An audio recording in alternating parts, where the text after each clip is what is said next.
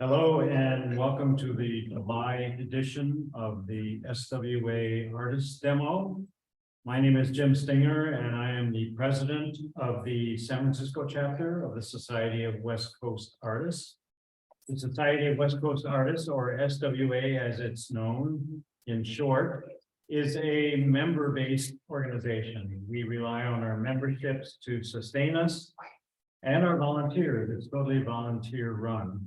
So if you are interested at all in becoming a member and you aren't already, then we suggest you join, because then you'll have the benefit of our art gallery in San Bruno, and you can display your paintings there in the various shows that we have each year. These are juried shows, and so you have to be judged to get in, but it's a great venue. It's a great space to show your painting. So please consider joining the Society of West Coast Artists if you're not a member already. And of course, we're always looking for volunteers. We have many tasks that need to be done to keep the society going. So if you are at all interested, please go to our website and check it out and let us know. And we would appreciate any help you can give us. So thank you very much. And I am pleased today to introduce Julia Munger Seelos. She is going to be our artist for today, and she's going to do an animal portrait in oil, and it's going to be very interesting. So let me tell you a little bit about Julia. Julia grew up in Kentucky, overlooking the Ohio River across from Cincinnati. She loved drawing old barns and tractors and, of course, horses. She attended the Rhode Island School of Design on a merit scholarship. Julia furthered her studies at the University of Cincinnati, majoring in industrial design. Interrupting her schooling, Julia married and moved to Colorado. Her love of the West grew with her sojourn in the mountains and ghost towns around Colorado Springs.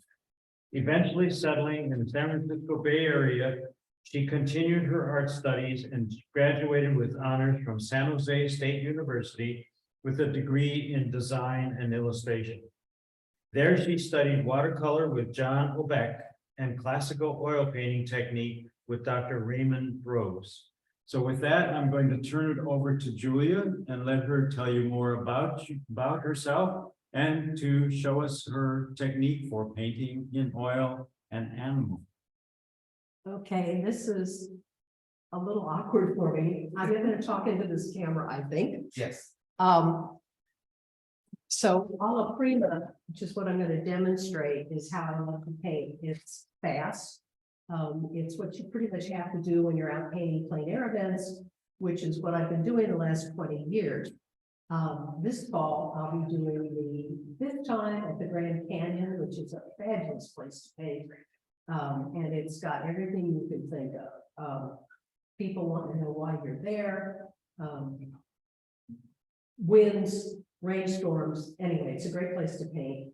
And I'll also be doing Sedona the next month. And I'll be showing horse paintings in Woodside it's going to be called Pastoral, the Art of the Horse in Woodside.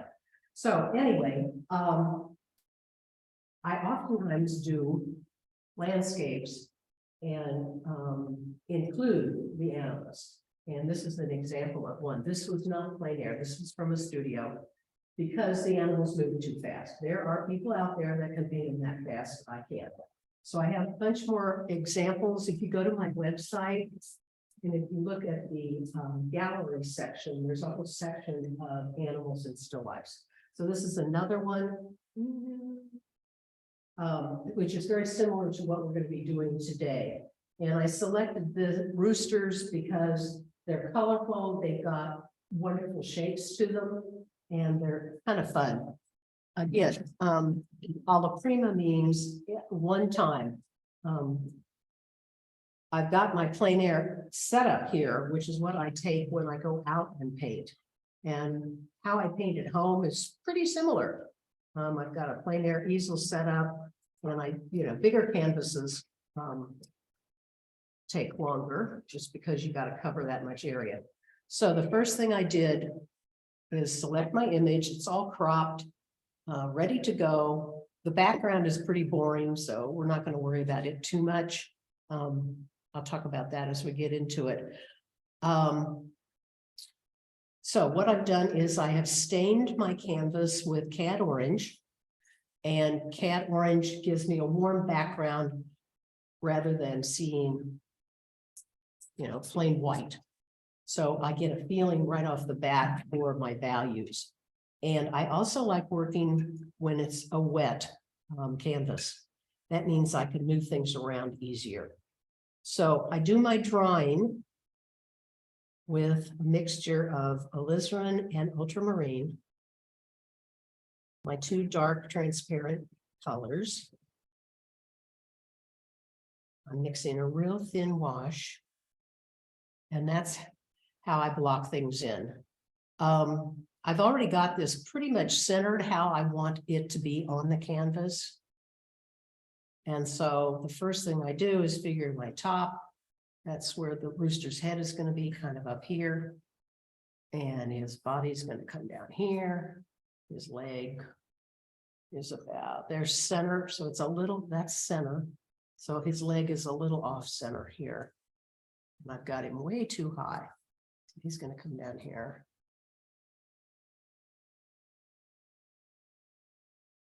I've got him too big also. That's the top of his head, because I want that big, beautiful tail to be in the painting. So I'm going to have to move him over a little bit. Maybe drop him down a little. And then I've got his girlfriend over here. She can go there. And her little legs are there. And so there is a shadow under both of them. I'm going to put that in pretty quickly. And he's way up here. Okay, so this is the beauty of a wet canvas. I can do this.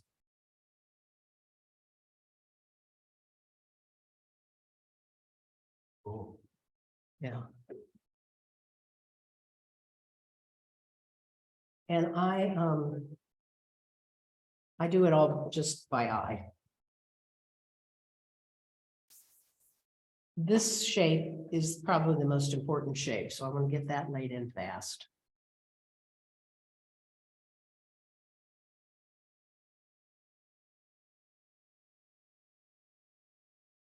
This is real thin paint, so I'll be able to paint right over it.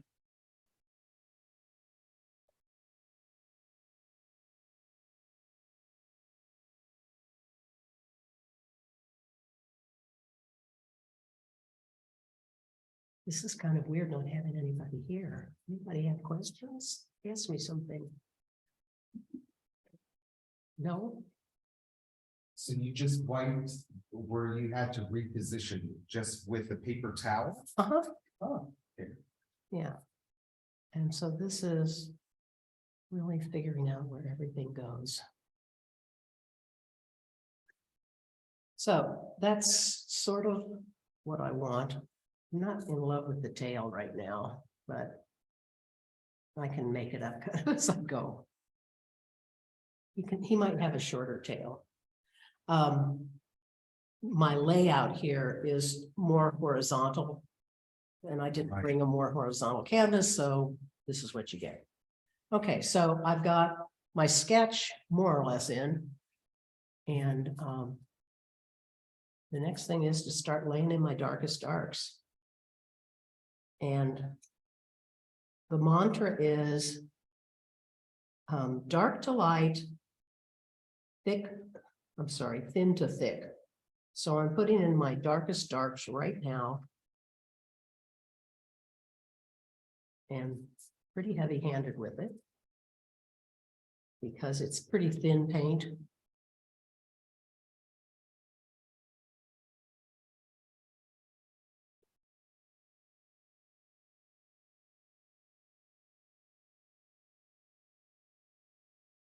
So now I have to be a little bit more careful where things go. He's doing this with his foot.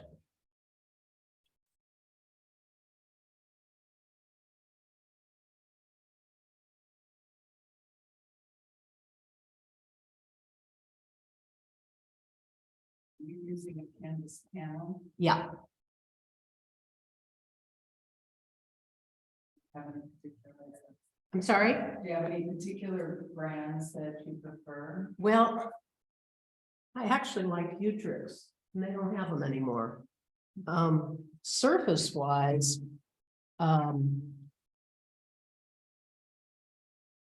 Winsor Newton has a really nice panel. However, I can't staple it because it's real thick.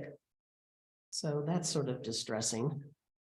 But I use, anything that says it's archival. Oh, so you have that board stapled to the other board? or Uh-huh. board? Okay, gotcha. yeah. I see the staples now. Yeah. So now we're gonna lay henny penny. Did you mix colors? Yeah, just now. Okay. Yeah. The same colors? No, I used a whole bunch of cat orange Okay, and alizarin and ultramarine. So this angle in here is gonna be kind of critical. So I want to make sure I kind of got that right. She's got her wing way up high, she's getting ready. I guess. Let's see, so she's considerably higher. She's got these cute little legs that come down.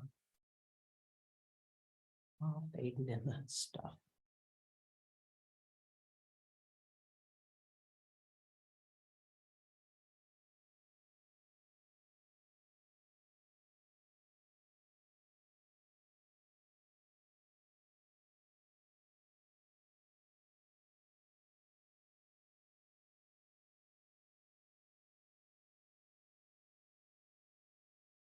So it's real loose right now, which is how I want it. I think it's probably a good idea to put some of that red in right now, because that's going to sort of affect everything in the painting.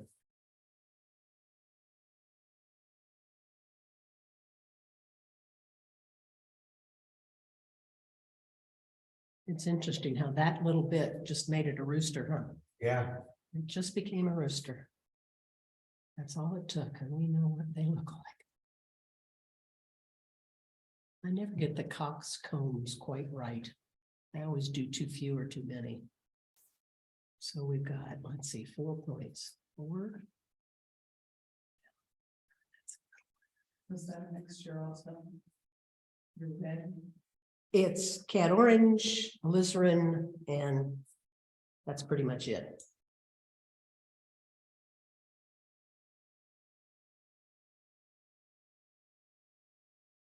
I usually have a big puddle of paint and I'm pulling from corners of it, which makes the whole painting work together. What's the word I'm looking for?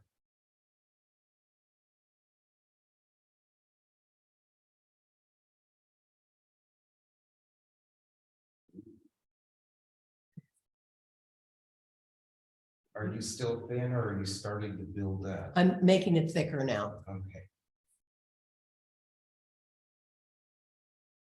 What the heck's going on with his face? Okay, I have a question from our audience. Yes. On your palette, wondering why, let me see, it just went away. Wondering why do you have your yellows nested next to one another? Because I ran out of room. that's a good answer.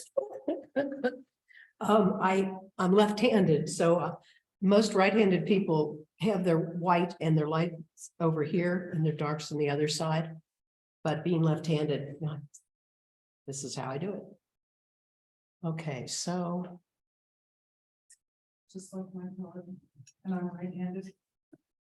oh, you lay them out the way I just do? Yeah, I don't have the white in the upper left-hand corner. It's just the way I learned. Sometimes that's the answer. Yeah. Okay, I'm mixing ultramarine and a drop or two of this lemon yellow. And I've got it way too thin. I want I don't want to be seeing through it as much now.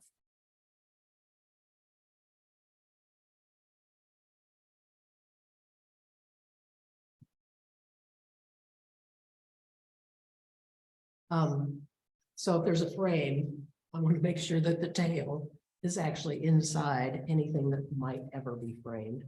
I know this is a little premature maybe to think that it's going to be so wonderful to frame it, but you never know. I've actually, You should always plan.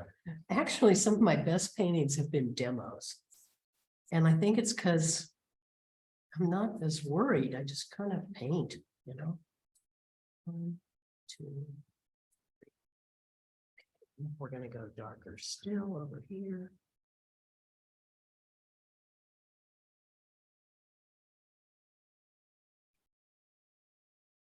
Ooh. Yeah, it's really dark.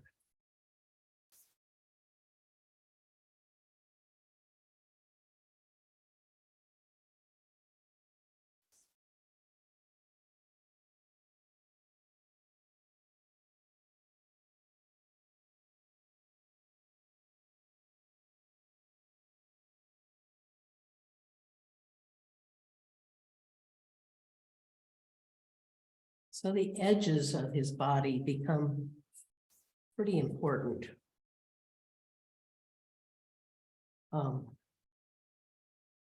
Where things come across.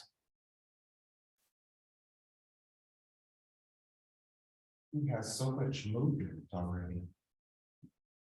He's a fancy, fancy bird.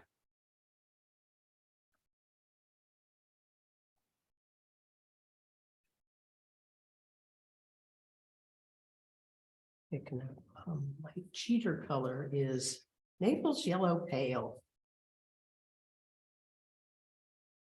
It's especially handy when you're out painting the grasses around here. It's like ready to go.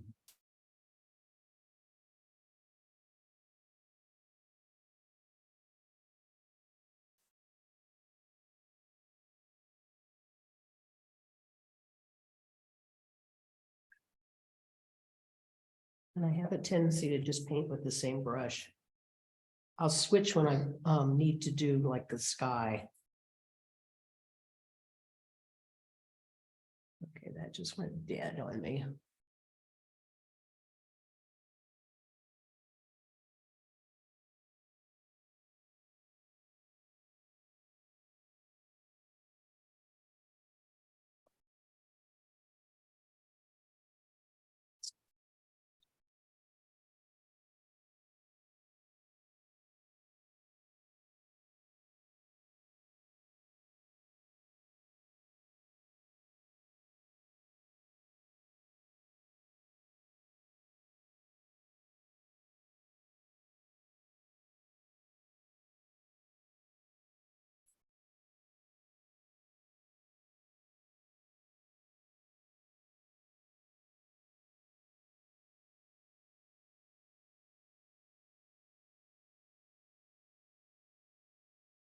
So I'm trying to accentuate the planes of the animal.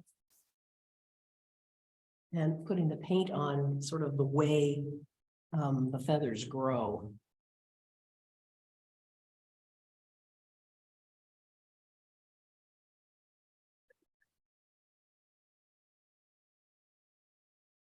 My dog has discovered how much fun it is to unroll the paper towels from underneath. Little Dickens. There, we got some. He's trying to help you. Oh, yeah, he's letting me know he's bored. Yeah. Okay, so let's see. There we go. There we go.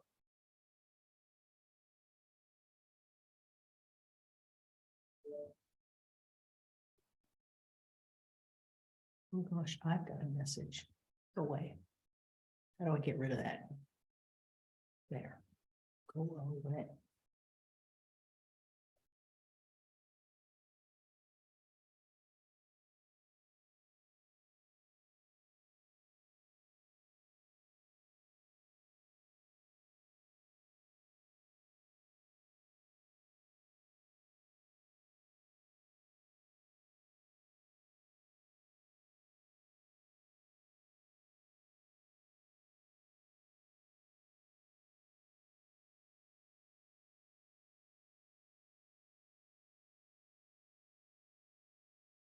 Any other questions?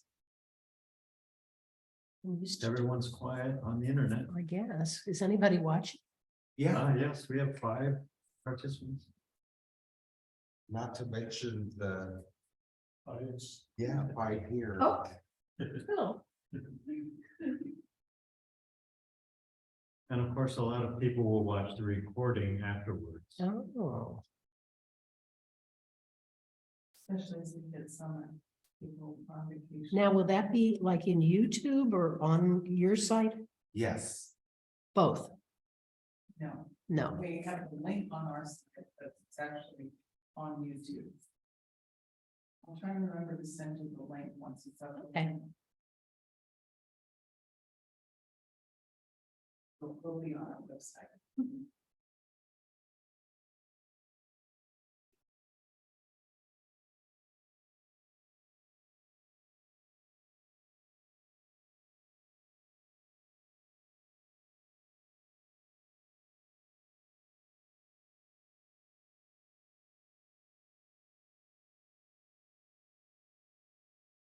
It might be helpful to people if you just go over what paints you have on your palette.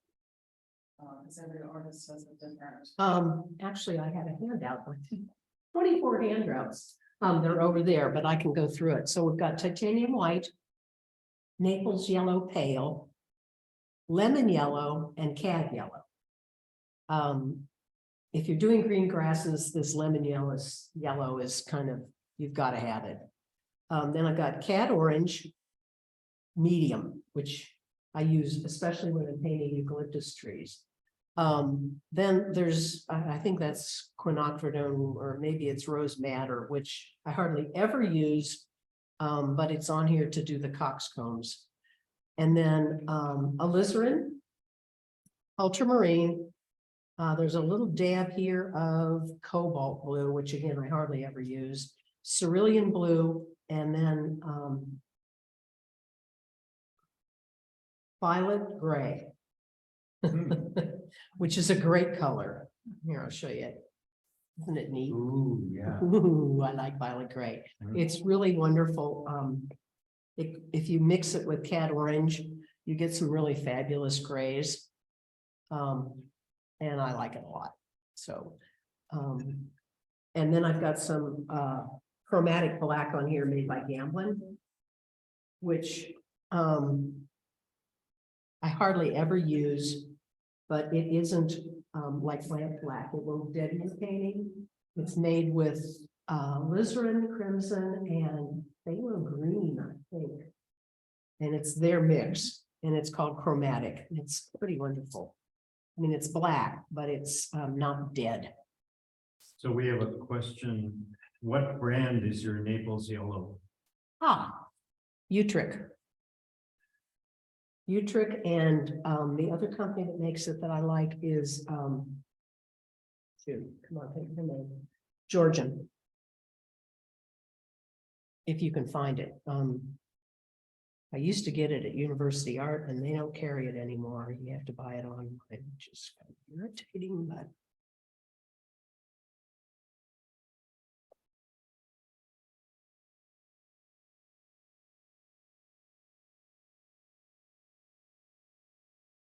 I think I put too much dark underneath here. I'm gonna have to lift some of that off.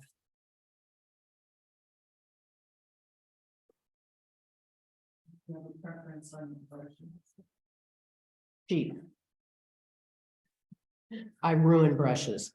I like a stiff or bristle brush. This one is not that stiff. It's I think a Robert Simmons. No, it's Princeton. I get them on sale. And at University Art usually. And this actually is that a bright or a flat? I never know which is which. Which is nice for doing the feathers, and it's got a nice edge to it. But my filberts, this was once a nice filbert. You see what I do to them. Kind of destroy them. But I like using the edges on them. Okay, so we need more right now.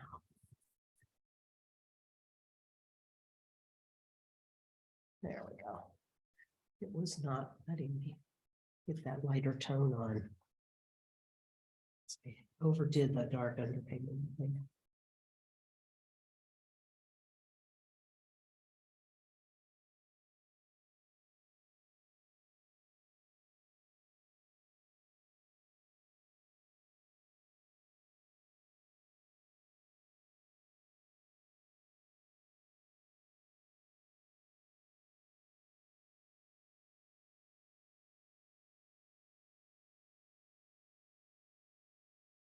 Okay, Madam Chicken, what are we gonna do with you?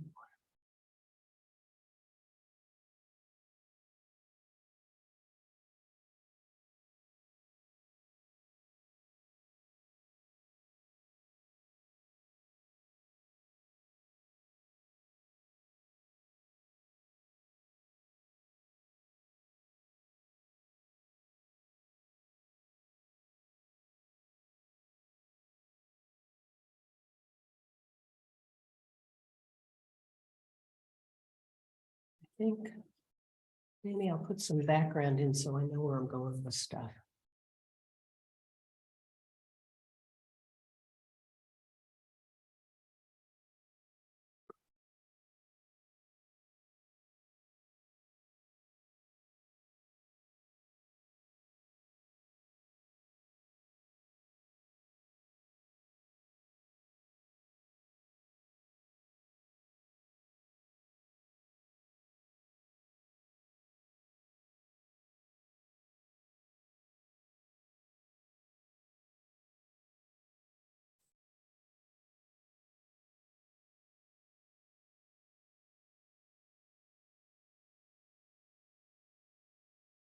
What do I want to do with the background is the question. I think I'll make it kind of a mossy green.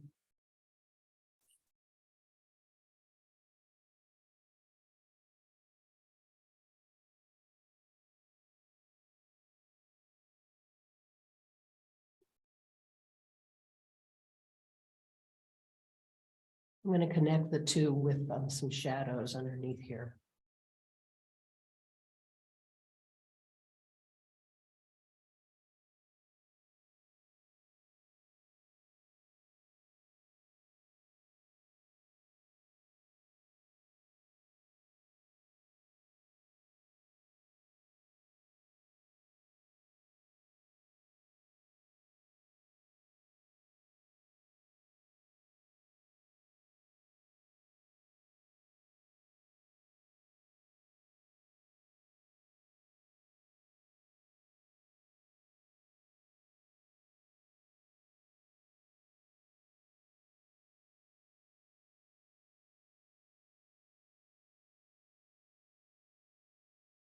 So I'm going to give them a green background.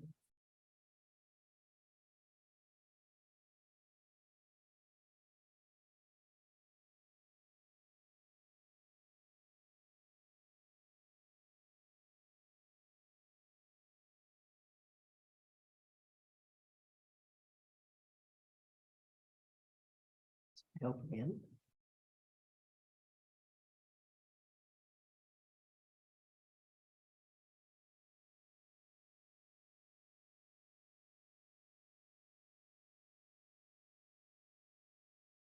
So what I remember is when you first started, you kind of like toned it with orangey color, Yeah. and cat it was orange. real thin, right? Yes. And now this looks like it's thin, but thicker than what you originally put down. right? Oh, yeah, this is paint, Okay, because I'm gonna come in and capture the edges of the bird. So, what I want is the dark up around here, because she's light, mhm, and then it's gonna get lighter as it goes down. okay. Famous last words. Well, that's the plan, right? That's the plan. Okay, so.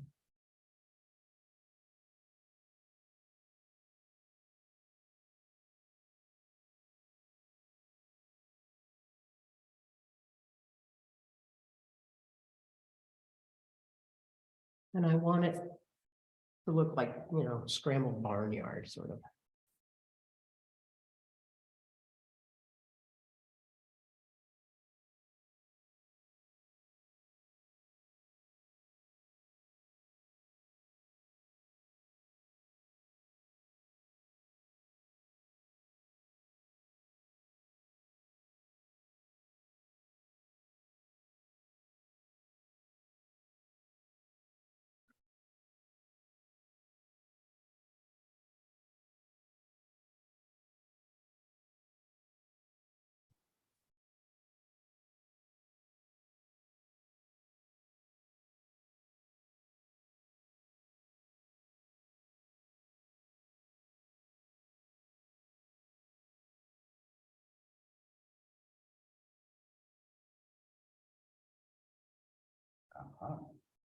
It emerges.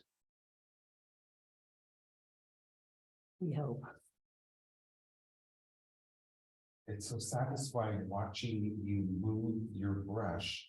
And I know, here we can hear it also, little ASMR.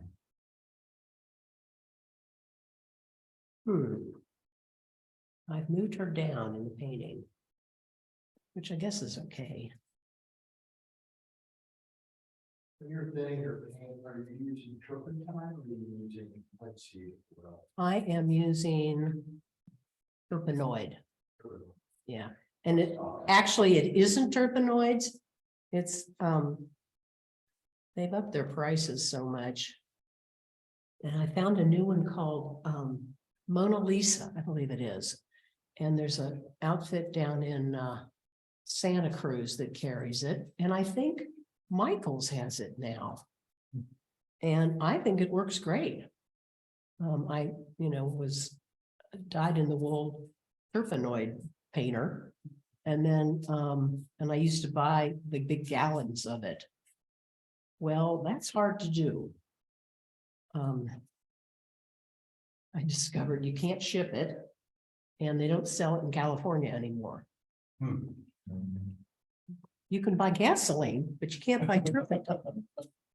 Yeah, you can buy turpentine in big gallon jugs, but not terpenoid. So anyway, I switched to this other, a little bit cheaper, and it works perfectly fine, and I can get it. Okay, so now we're gonna do something about this barnyard down below them. do you ever use gasol? Not really. It's expensive, and I think this works just as well. I've got it. But I go through a lot and I recycle it.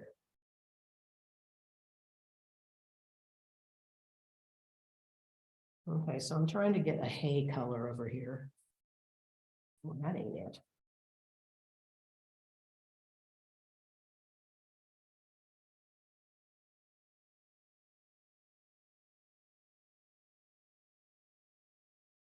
What have we got? Dirt. Oh, that's not bad, actually. A little warmer. And a little lighter.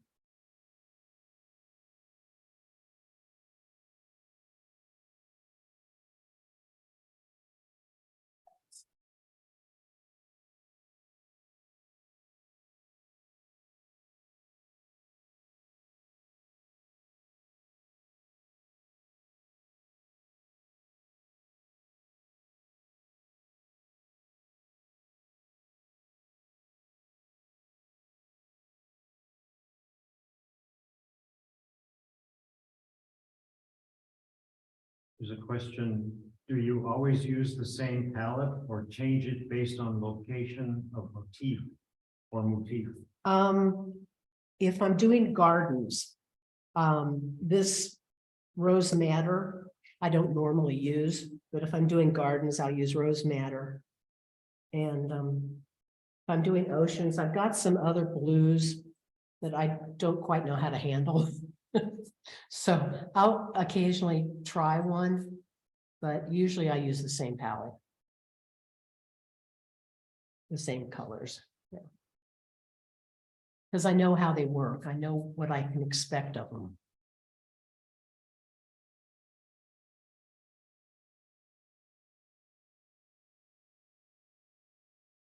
Okay, in between her little feet.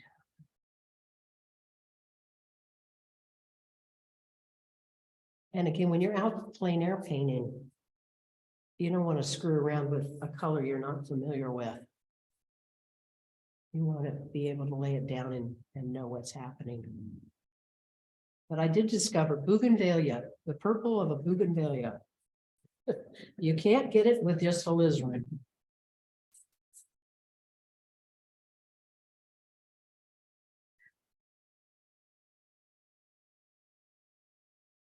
Now you can see I'm shaping the birds with the background.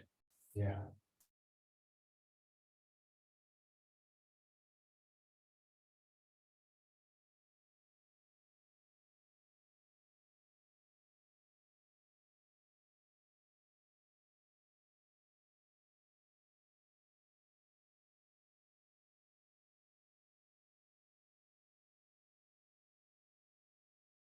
Right.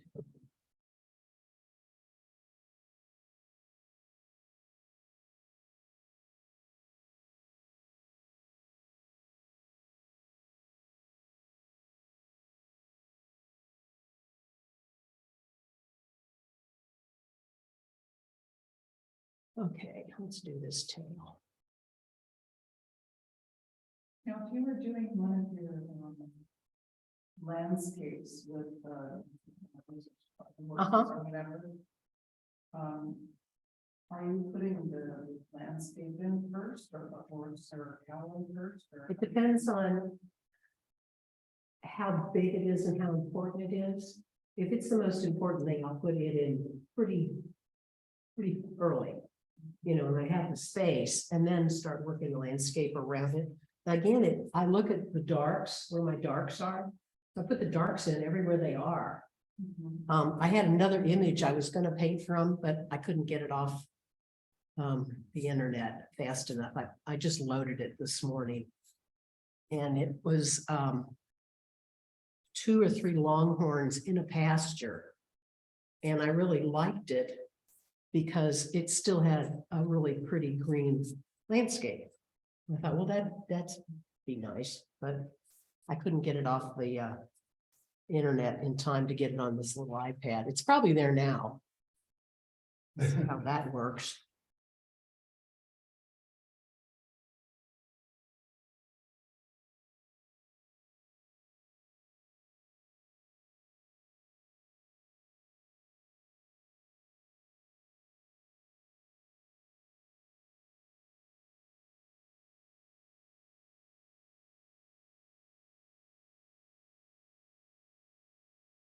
Okay, I'm gonna soften some of this now.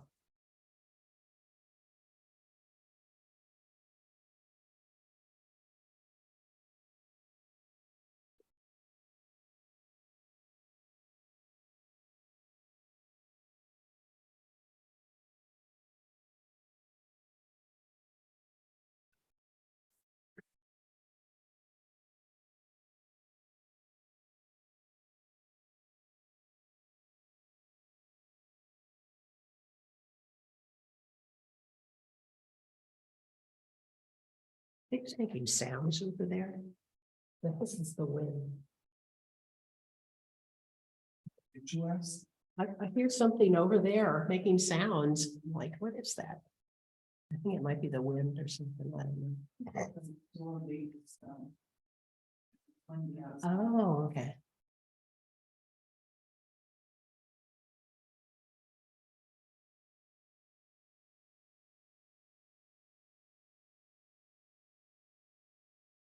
Well, the feet are totally buried in stuff, so good, we won't express those.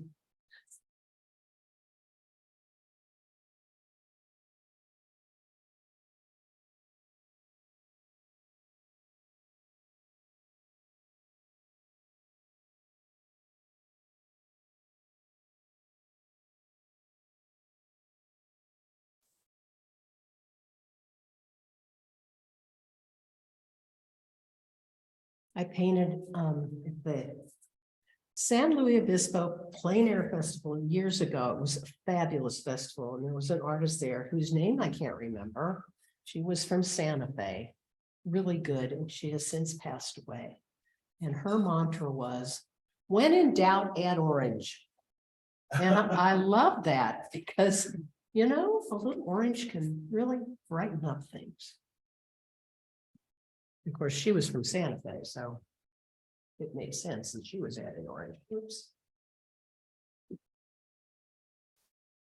Okay, I'm gonna work that some more there.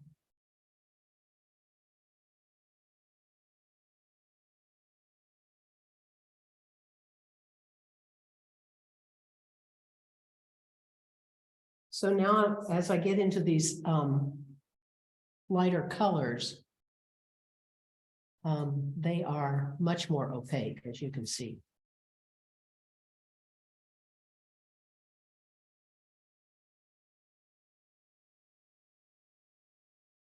Sure, whatever.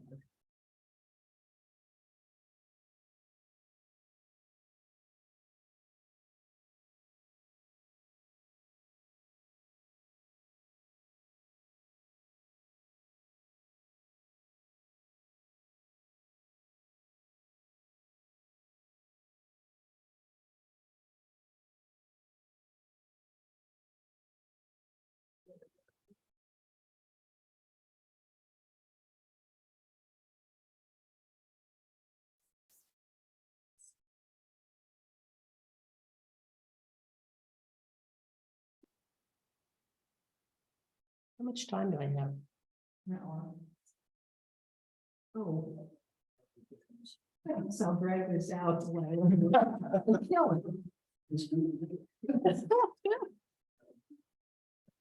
Maybe you could do your Longhorns after all. I can spend some time on this head if I can see it.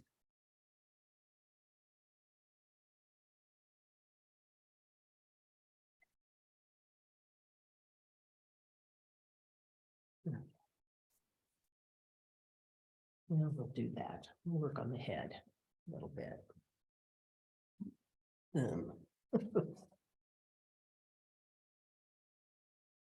Okay, pick up the other brush. We'll work on the head a little bit.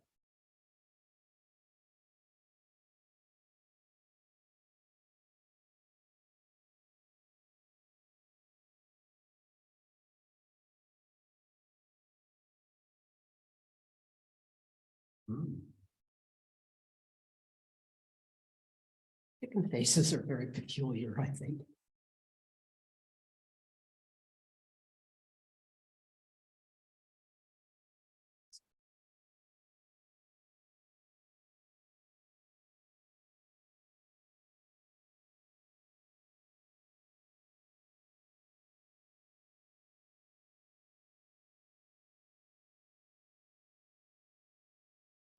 Beautiful face.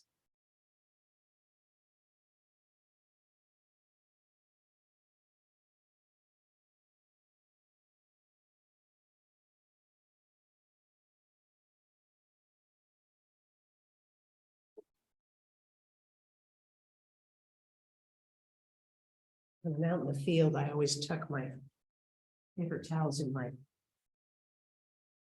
pocket here so they don't blow away when I pull one off. I'm still reaching for it.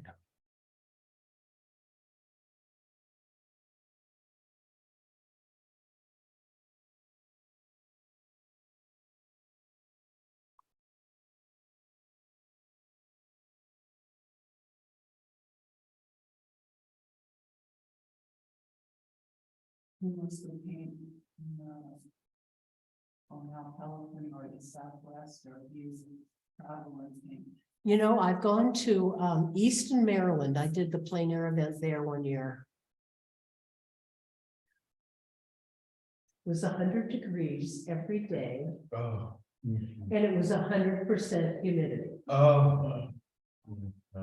It was awful. I swear, they had a big fancy dinner at the end at some, estate that was built in 1600 out by the Chesapeake Bay. It was huge, heritage, giant oak tree, and it was round tables with tablecloths that went to the ground, and it was on a grass lawn that had just been watered earlier. And they were making fried green tomatoes and crab cakes. I mean, fabulous food. It was for the artists and big patrons. It was so hot with my legs underneath that tablecloth, it was like a sauna. And I'm like, okay, this was fun. Goodbye, I'm out of here.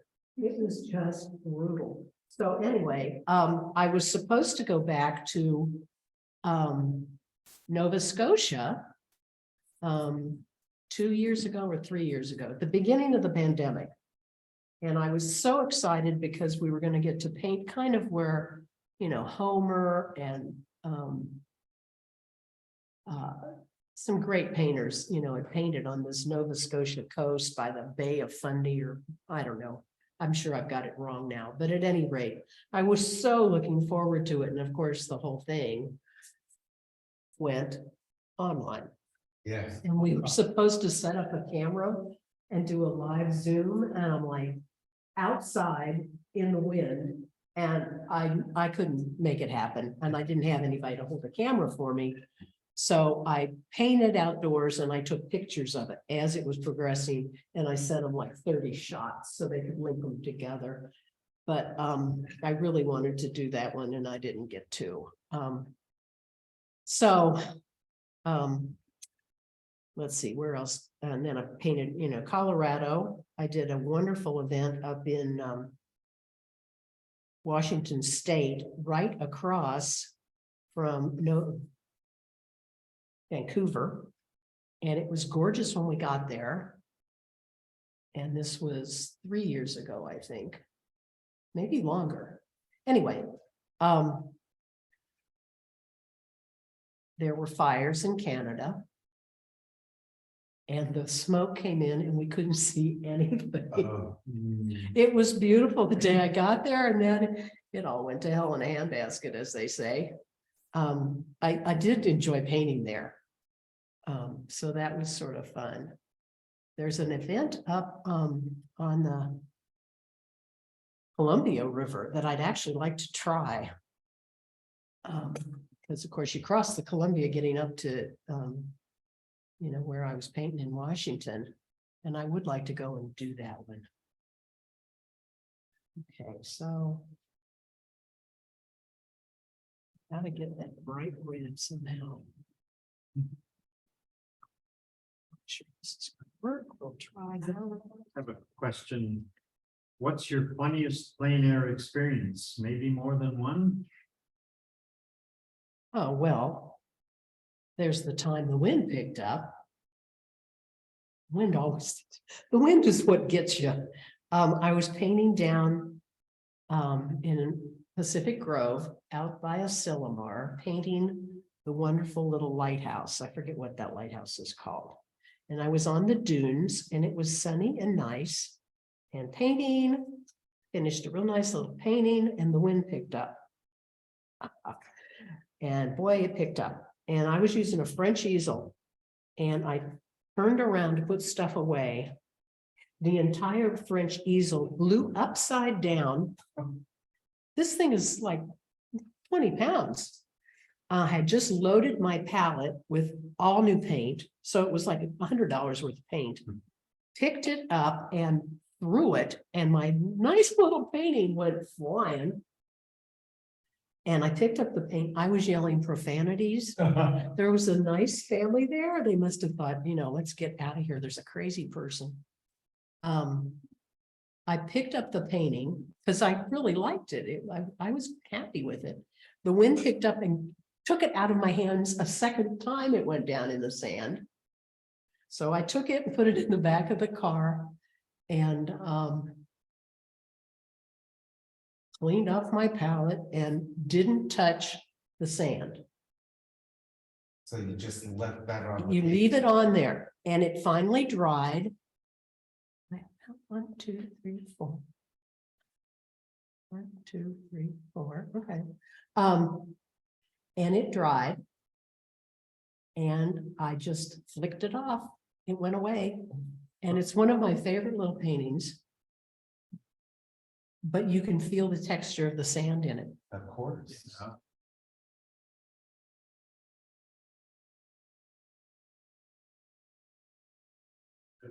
Better fittings to them in sand too, which isn't fun. No, but the trick is don't touch it.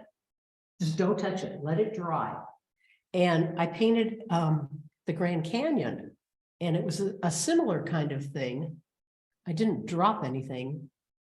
I don't painting away, you know, I was with a bunch of artists. It was just a fabulous trip down on the canyon, you know, by the river. Of course, when I first got there, my easel got destroyed in the airplane. So we had to glue my easel back together again. But so we're painting along the river and it was a gorgeous day. And I was using a lot of cerulean for the sky. And then I realized it's covered with bugs. Little tiny gnats had landed in it. Thousands of them. And it's the same deal. You don't touch it. Let it dry and you can flick them off. And they flipped right up. I don't know why that is, but it is. So yeah, one of the other artists said, don't touch it, just let them be. And every artist had the same doggone little bugs on. Now see, I'm trying to do something. I don't think I can do this. I've got too much wet paint. I'm trying to put a little highlight on the edge of that comb. No, I can't do it. I've got too much paint there underneath. A little bit.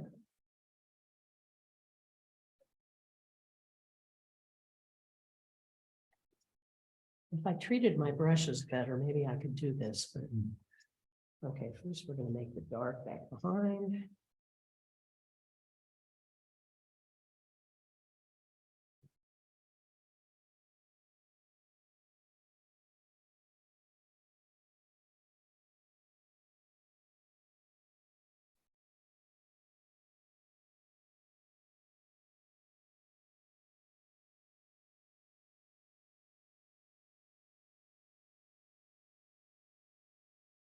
That's getting better, I think.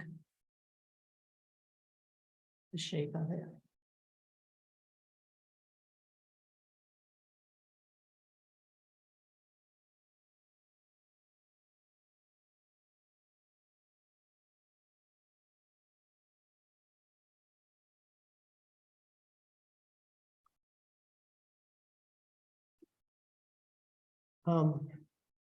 So this is one of those colors that's really hard to get. Especially if you don't have quinacridone or whatever it's called with you. Yeah. See, I'm not getting that brilliance that I want.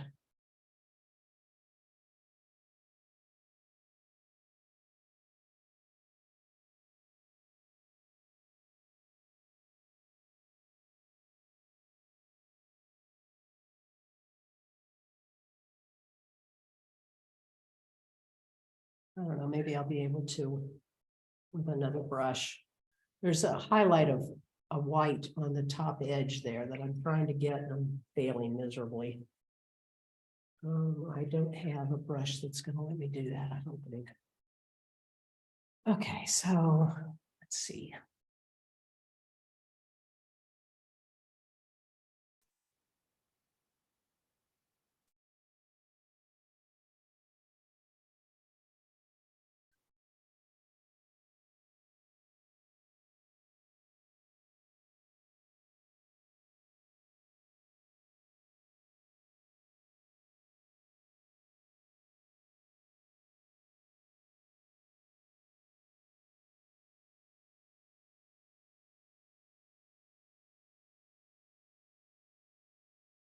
I made him look mad.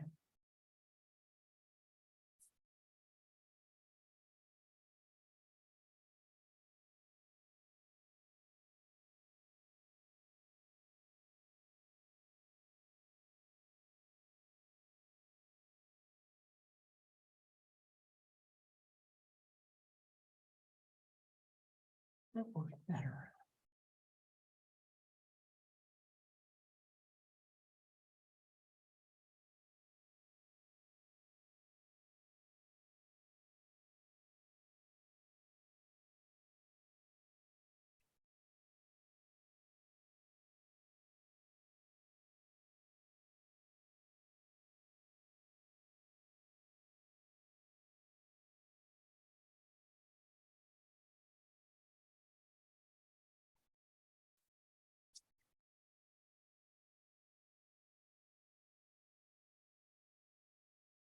Let's do his girlfriend.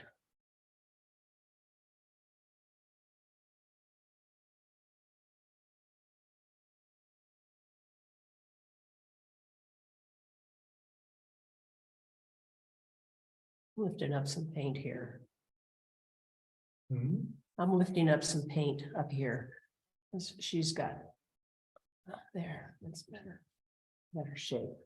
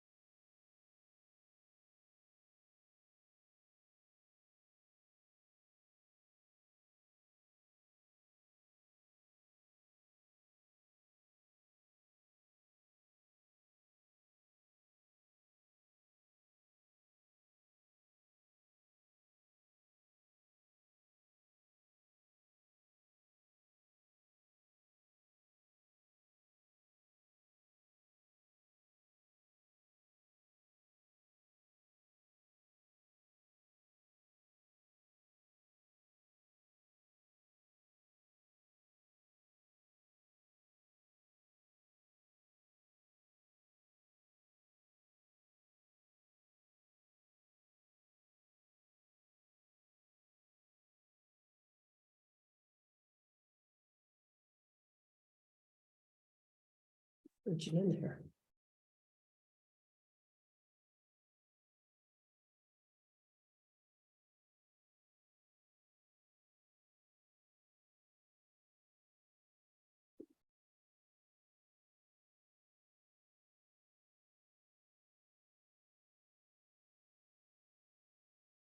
That's just white I'm using right off the palette.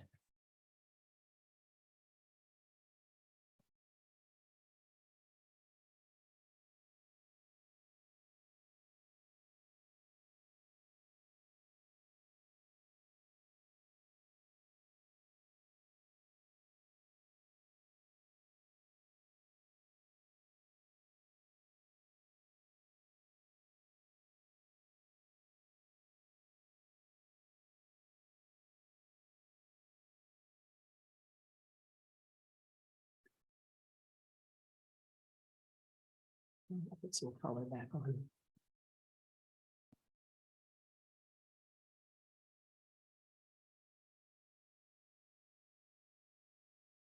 You want to do-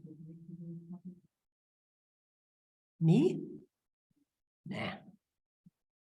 The light changes. Gotta keep going till it's done. But feel free to get up if you want to. Wondering about the, from here, it looks like there's like like almost a white line between the two birds. There is. Is that the reason for that, or? That's because I haven't filled it in yet. Okay. I wasn't sure because you seem to be finishing off everything else, so Okay, I'll put something there. just asking. Sometimes there's a reason why people do things, so.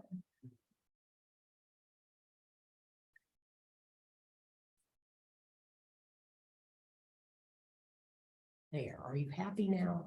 Yes.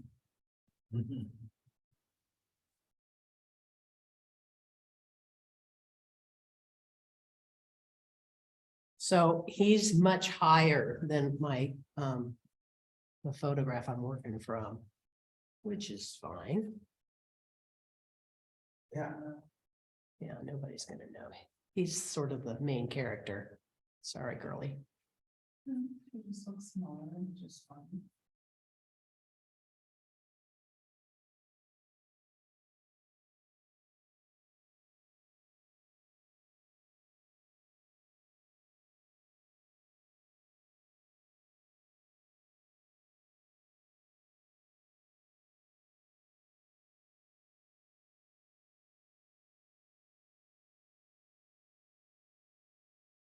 Yeah.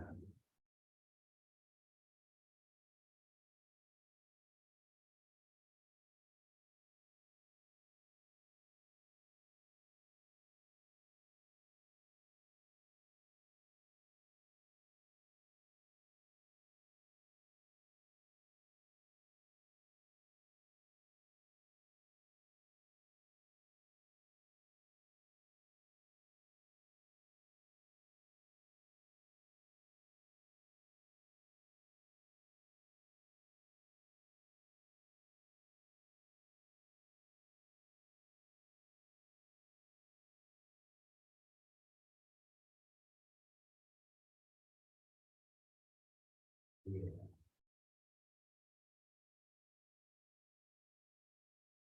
He was just jumping off the page and she was, And she came back. cause she was getting a little lost in the background there. And boy, did she just put her out Mhm.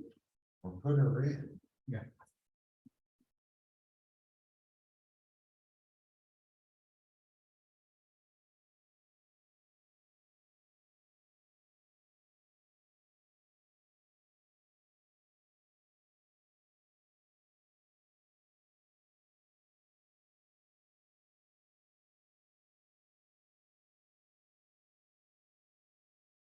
There, it's gone.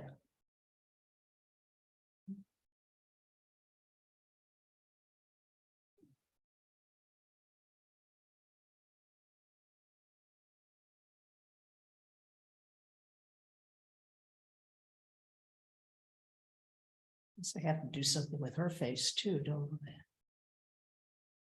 Not so much though. Sorry, darling.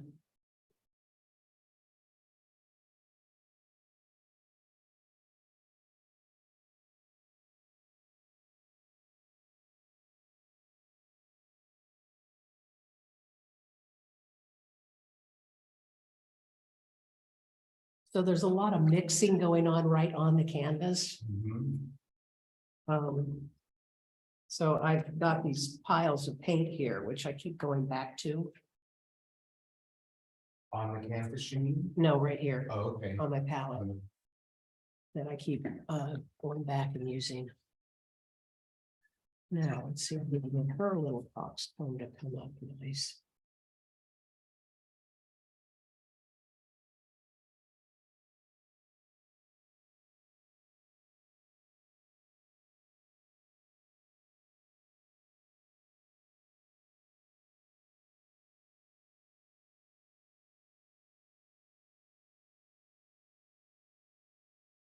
Oh, she's got a lot more little points than he does.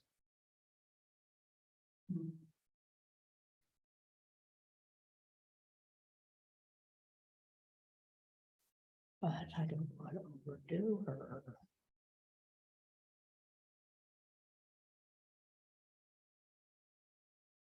That's all she's gonna get.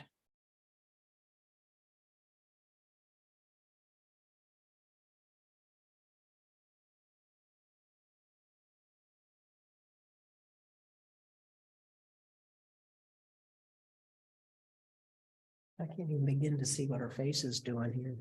A terrible photograph I'm looking from.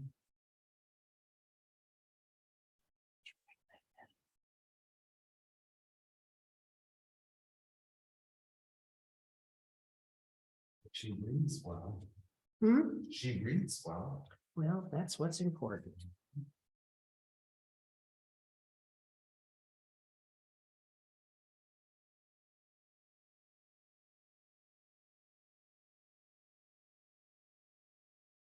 Eyes totally hidden.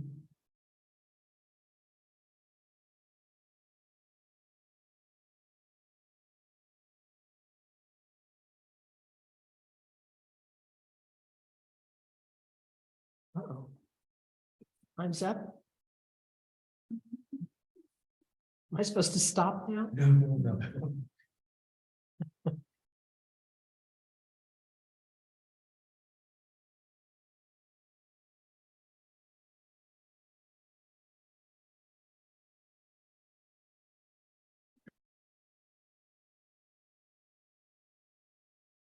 You made this so satisfying to watch.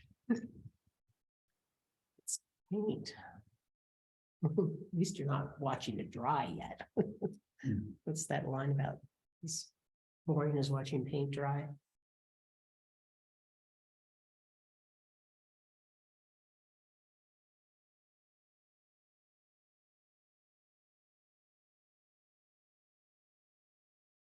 I don't know what's going on down there. So I'm not going to invent it. I think that would be the wrong thing to do.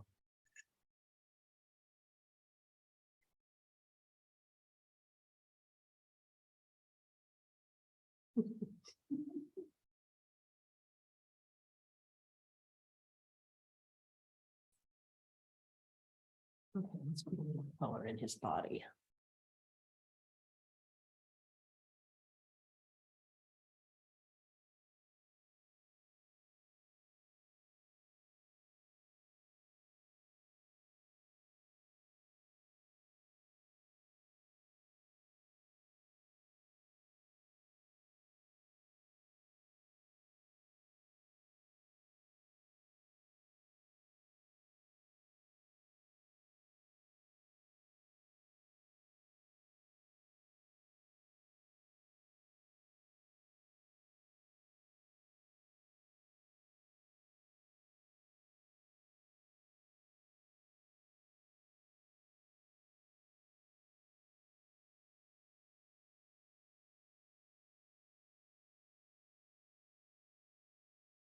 Oops. Just made his eye green. Need to do that.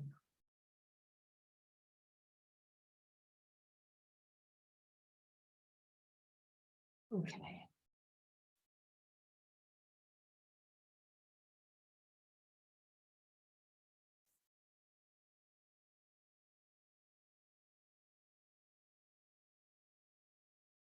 Okay, now I'm gonna work on his body a little bit more.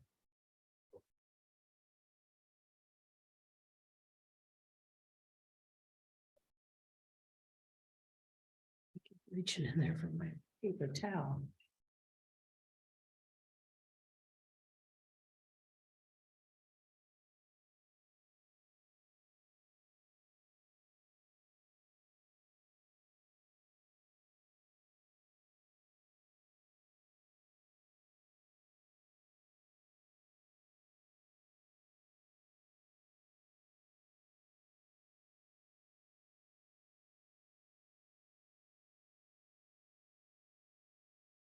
Okay, this may be a big mistake, but we're gonna try it.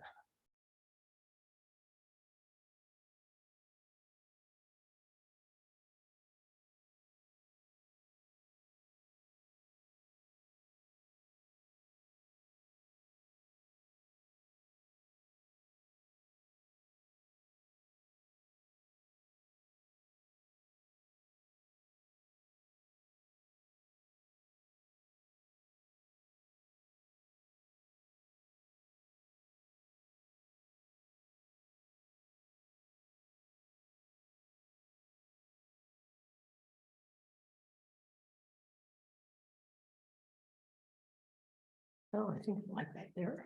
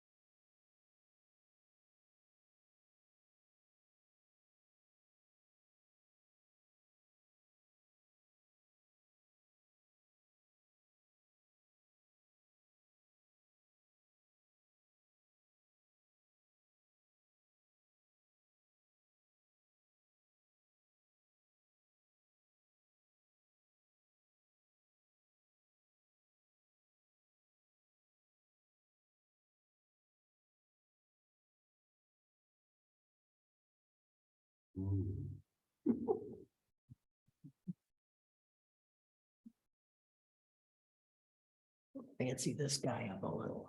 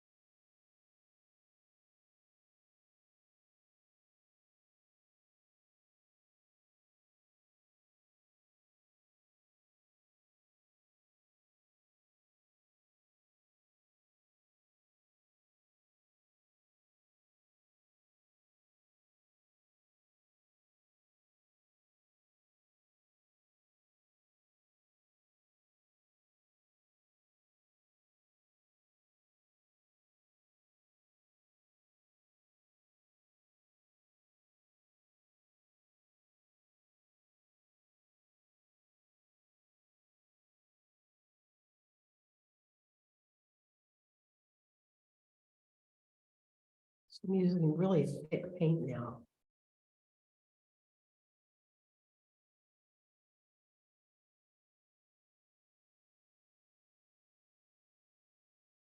They say thick with thin, Hmm? as they say, thick paint with thin paint.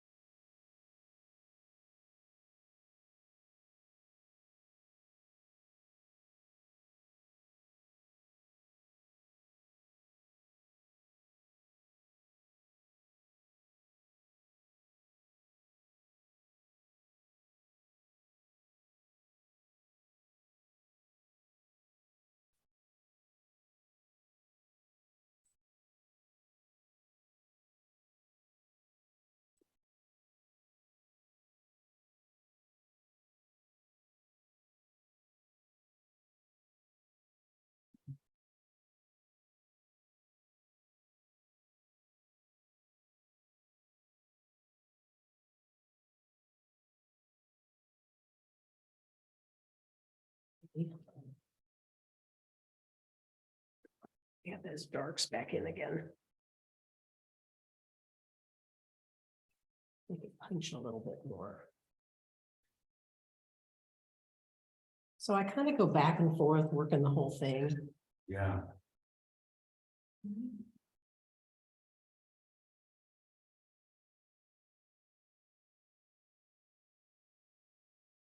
So now you're making a creamy dark, right? Hmm? A creamy dark? A thicker dark, Okay. and I'm gonna actually put some of that black in it.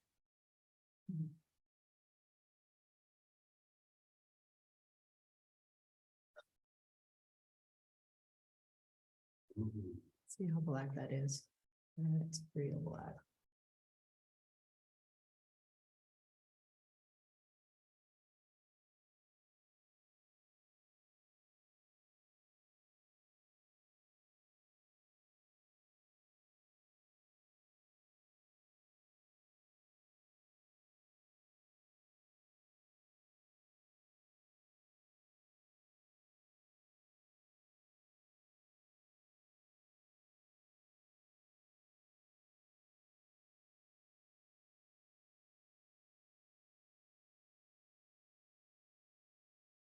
It's still really blue. Which is what I want.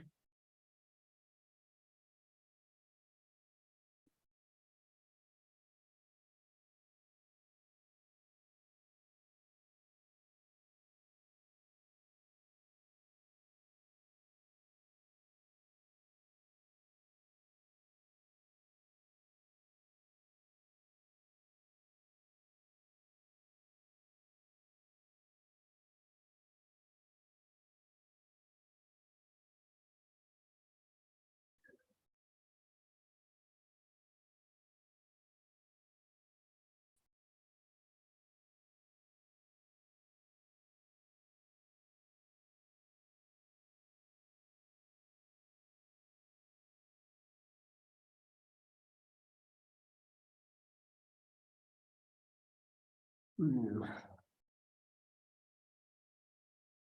think I need to add another tail feather here.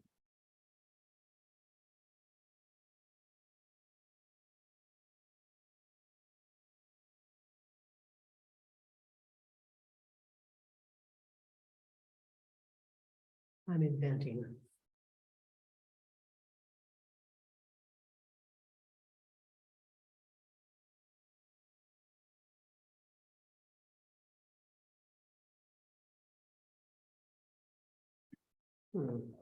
Now I've got them all identical, which I don't want.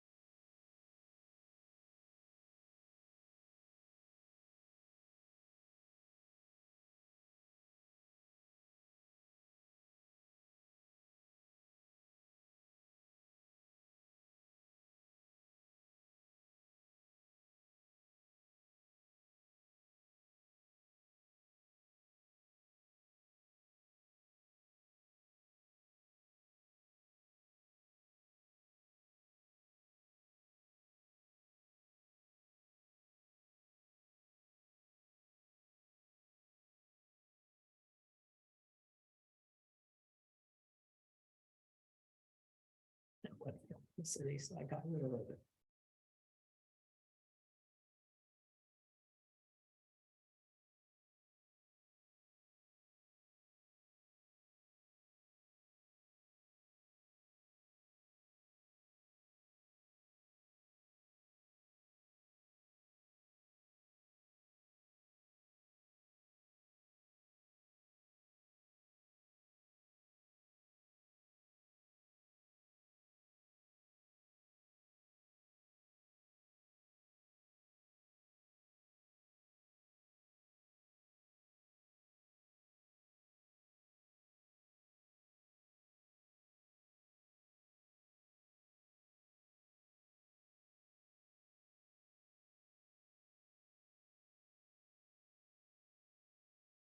Too dark.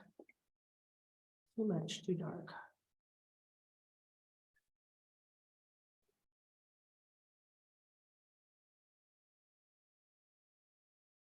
Hmm.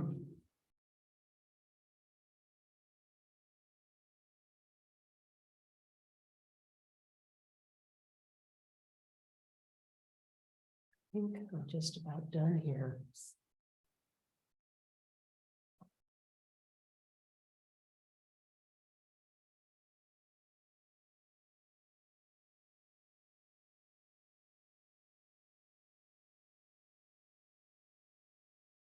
Hmm.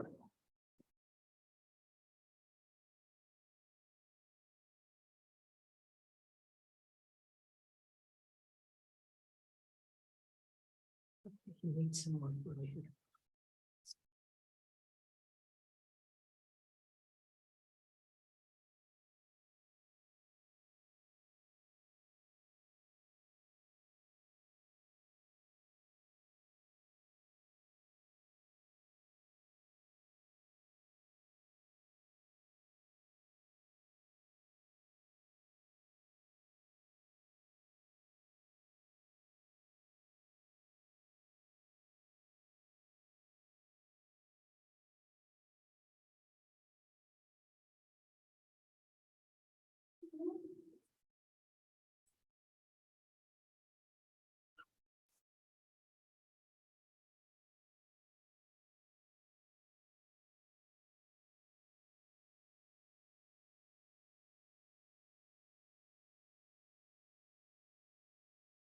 I think I'm just about done.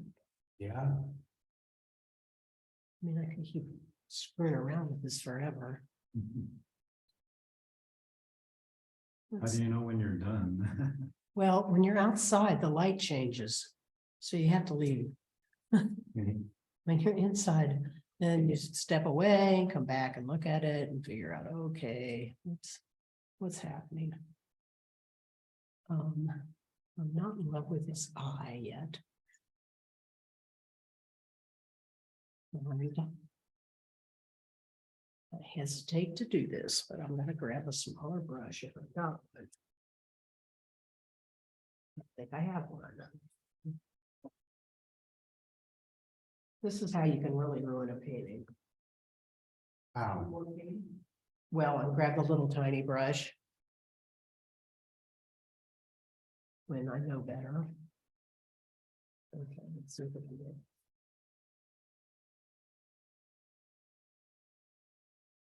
So you said you were gonna do something to his eye? Yeah, I'm gonna work on his face just a little bit. Said the last color was violet, right? Yeah.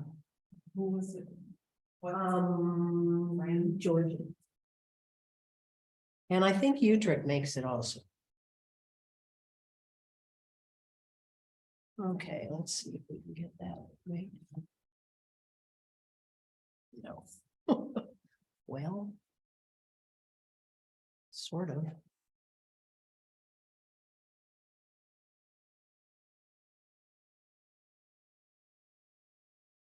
Not exactly what I wanted, that's okay. Let's see what her little face looks like.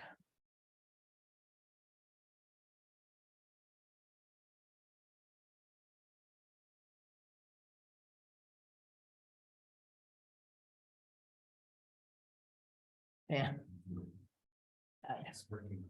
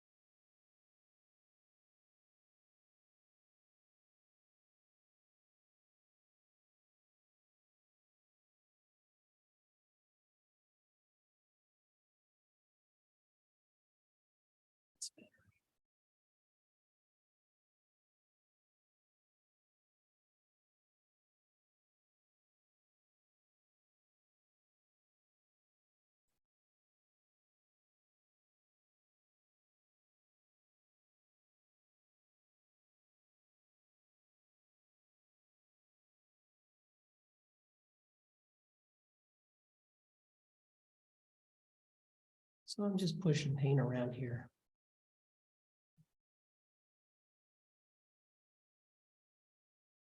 And I don't like.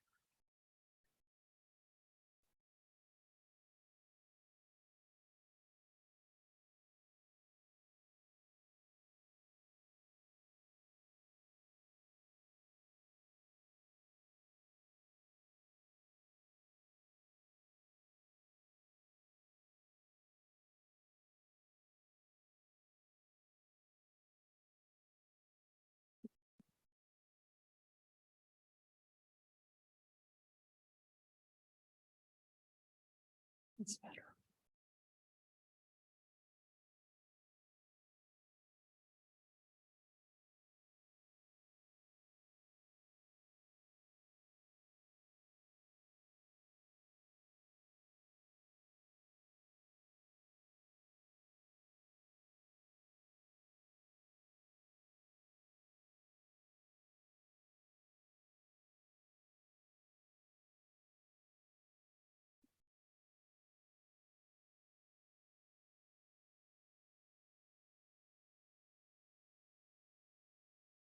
Okay, we'll mess around with his head again.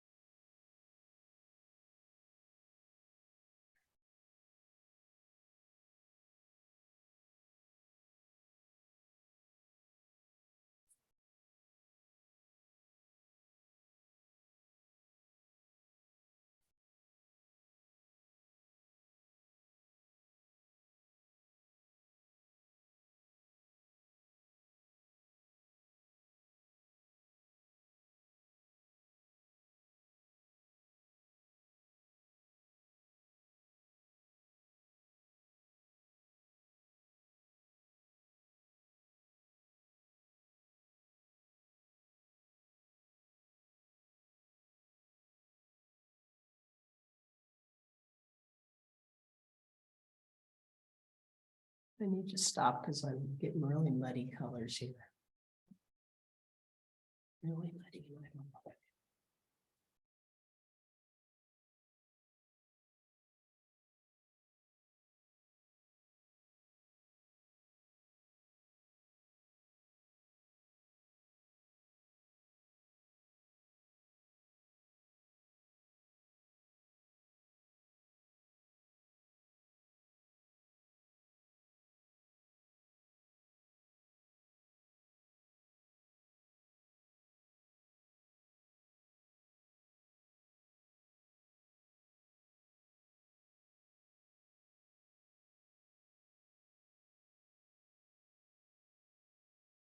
Well, yeah, I'm gonna have to stop because I'm getting way too much paint on here to do what I want to do.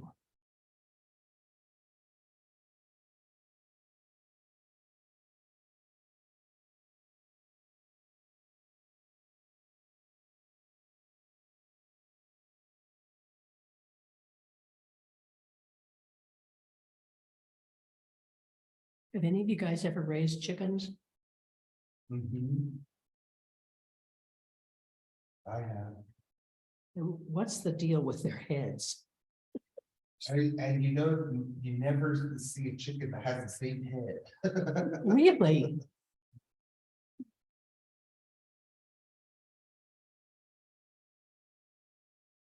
That doesn't make any sense. So the combs are different on all of them. Oh, yeah. Oh, Some flop this way, some flop that way, there's some curl, you know, they're all different, like turkeys too.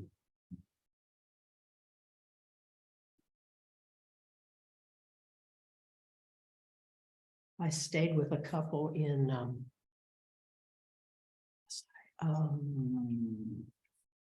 Escalante, out in the middle of nowhere, and they had chickens. They were a really sweet couple, and they hosted me for the plein air event. They left me alone because they had something to go to.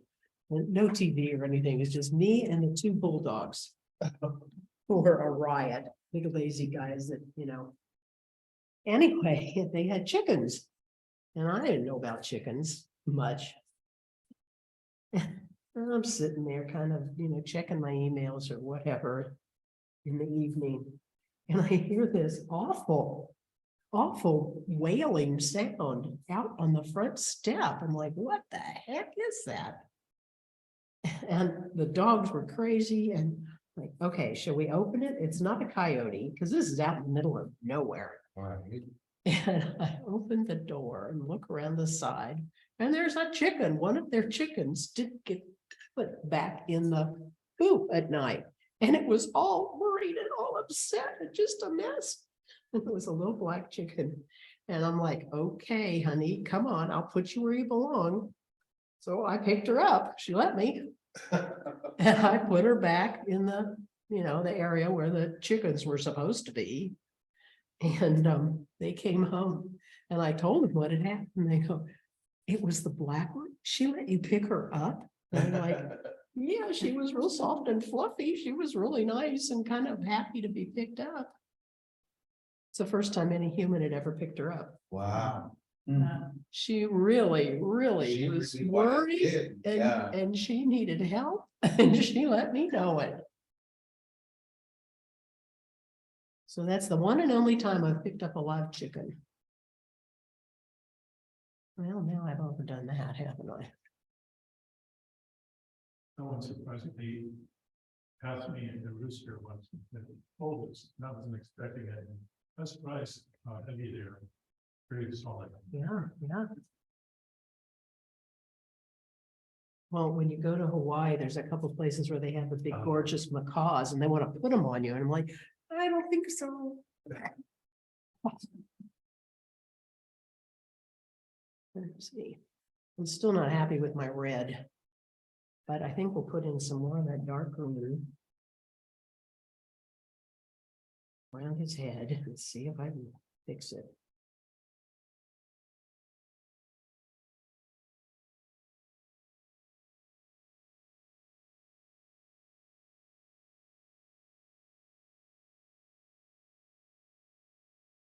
That's a little better, huh? Oops. Pay no attention.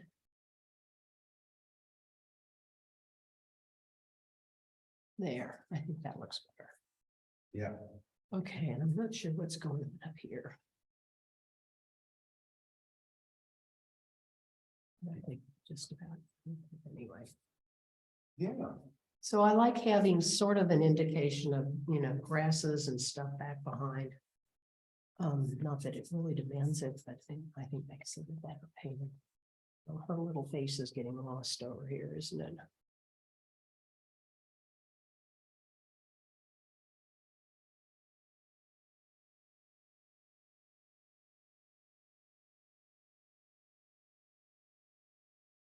And that red keeps picking up.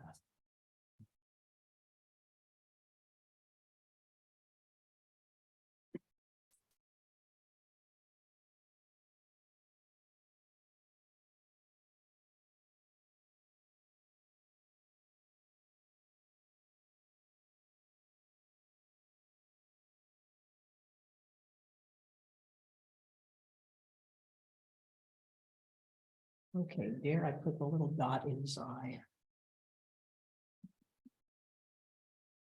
This is asking for trouble.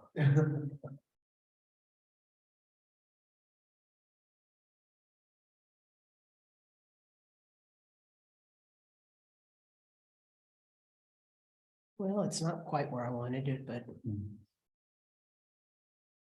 least it makes it look like it belongs there. It's amazing to me. You're using such a big brush and you just fix that. This is a big brush? To me.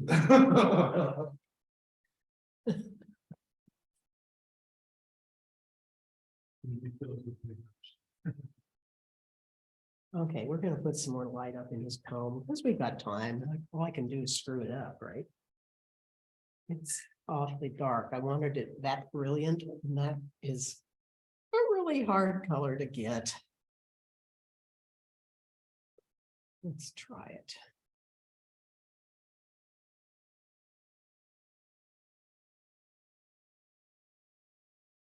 I don't think I'm gonna be able to get it.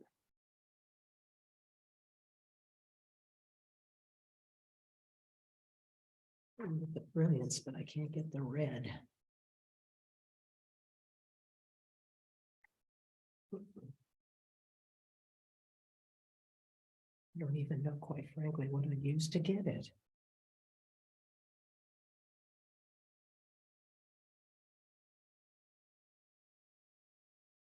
It's not doing anything.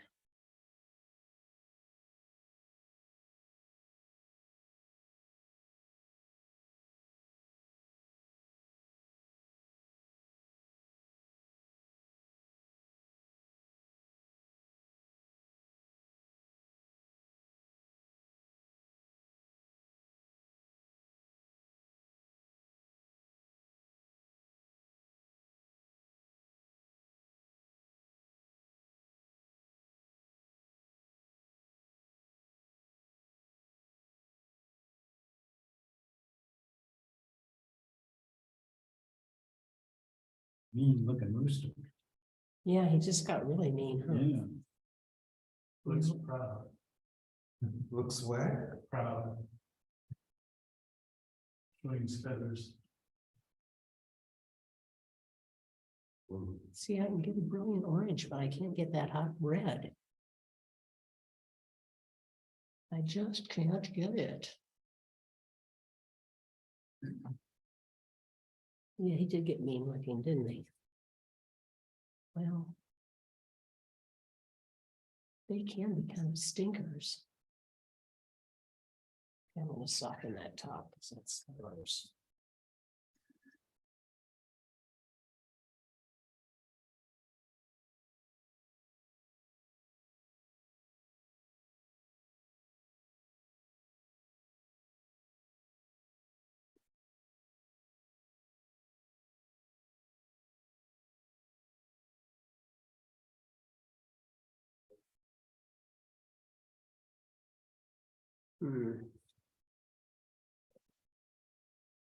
Well, I'm not in love with the face at all.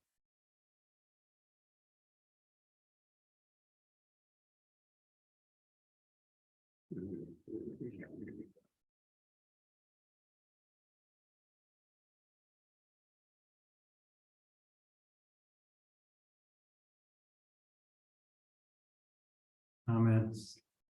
That's because you need CAD red light. Or Scarlet Lake.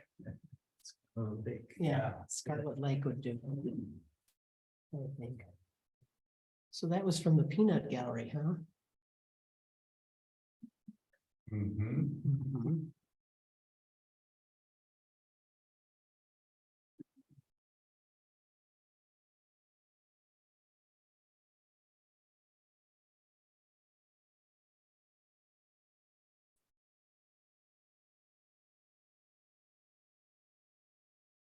Well, I think I'm done.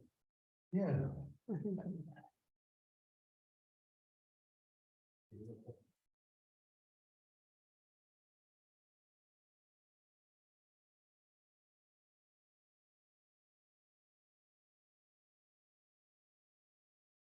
Well, now you're following your friend's advice. Don't keep doing it. No, Just quit. just put orange in it. Yeah. I need to look up her name. She was just a wonderful painter. I only met her twice, but oh God, could she paint?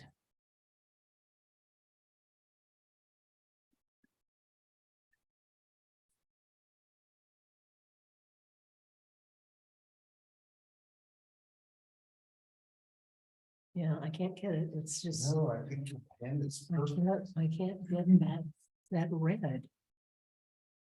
I just can't get it. So we'll just make it orange instead.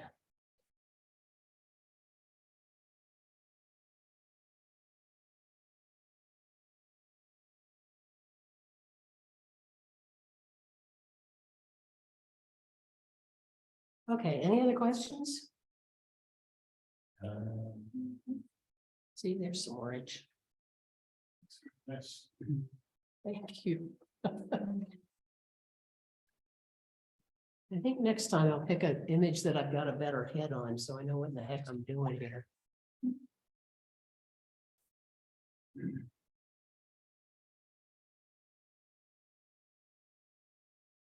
Still screwing around with it.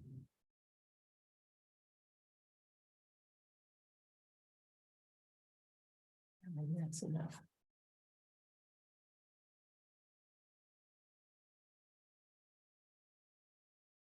Yeah, I think I'm done. Yeah.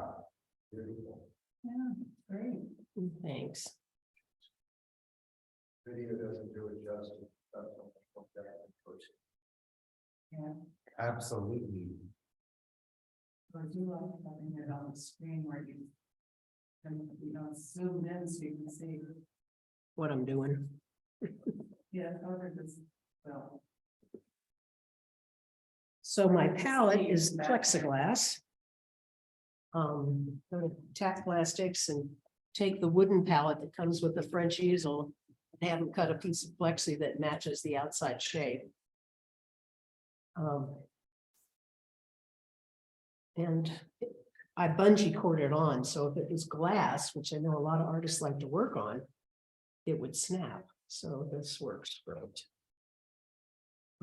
What's the other brush I was using? Anyway. And I've got a fancy cup holder, paintbrush holder, it's an old rubbery cup that I got at probably Jack in the Box or someplace. Uh-oh. Drop that on the carpet. So anyway, I think I'm done. yeah. Thank you. Thank you. Yeah. I want to try oil stuff. Oh, no, that's what I Have had. you ever done oils? Ages and ages ago, and the smell. I Can you got- smell this? No, not at all. It's not the paint, it's the turpentine. you're in there. Yeah. The turpentine is So what horrid. are you using? Terpenoid. It's odorless paint thinner. And the brand that I've actually got right now is probably this Mona Lisa, I think it is. But terpenoid is like the standard, and that's what Yeah. I used for years till I couldn't get the big gallons of it, because I go through it. But I don't know if you can see how dirty my thinner is. Yes, I've been watching that. But I'll show you what works. What I've got here. Yeah, You see, there's nothing to it. yeah, amazing. And there's a coil in the bottom that you rub your brush against to Oh, clean it out. Yeah, Yeah. And so what's gonna happen is, the paint, the pigment settles to the bottom, and well, what I do is I shake them. And Yeah. I throw out the dirty into some, I've got like a science experiment in my car. I've got 4 or 5 different jars Mhm. in different states of settling. Okay, And so as the paint settles, I pour off the clear and reuse it. very good. So I'm not really ever throwing any away. Yeah, I've always got it going. And I use big globs of paint. yeah, That's the other thing. So many artists, they start with these little, yeah, and you can't get paint. And that's one of the things that is so beautiful. Oil paint is how rich it is. yes. And then I did. It's gorgeous from here, the color. Well, I'm not in love with that yet, but I'm gonna let it stay. I need to find the right pigment to use for that. I'm happy with the rest of it, and for composition, I think it's okay. Yeah. I love, the head at first, she was, really pale, and your background was pale, and it was bothering me. And you went in and you just fixed that right up. It seems like you were fancying him up for a bit, and then all of a sudden you just went in and it was magical to watch you, how quickly and how lightly and how you play. It's like, you practice before you put it down, you, Oh, did I? yeah, you go, and then you put it down, so I you're didn't know I did dancing that. with the brush, Fun to watch. And so, the key obviously is to have lost and found edges, so, Yeah. she's real soft. Yeah. Off into the distance, and he's the primary Yeah. character. Wow. Um, It was wonderful. Thank Thank you. you so much. so there's, Thank you.